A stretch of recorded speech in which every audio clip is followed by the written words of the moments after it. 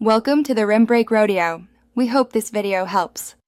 In this video, I will show you how to make dashi, an essential Japanese stock. This guide will walk you through the simple steps to create a flavorful base for many traditional dishes. You'll learn about the key ingredients and the techniques to extract their rich umami.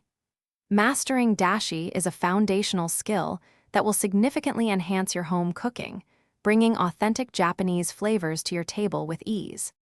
To begin your dashi journey, gather just a few key ingredients. First, you'll need kombu, a dried kelp that provides a deep, savory foundation. Next, katsuobushi, which are dried bonito flakes, will infuse your stock with a wonderful smoky aroma. Always use fresh, cold water to ensure optimal flavor extraction. Occasionally, dried shiitake mushrooms are added for an even richer umami profile, enhancing the overall complexity of your dashi. Preparing dashi is straightforward. First, gently wipe your kombu with a damp cloth, being careful not to remove the white powdery substance, which is full of flavor. Then, soak the kombu in about 4 cups of cold water for at least 30 minutes. Slowly heat this mixture, removing the kombu just before it reaches a boil.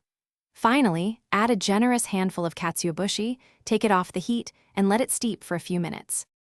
Once steeped, carefully strain your dashi through a fine mesh sieve to remove all solids, leaving you with a beautifully clear and aromatic broth. Your homemade dashi is now ready to elevate countless dishes.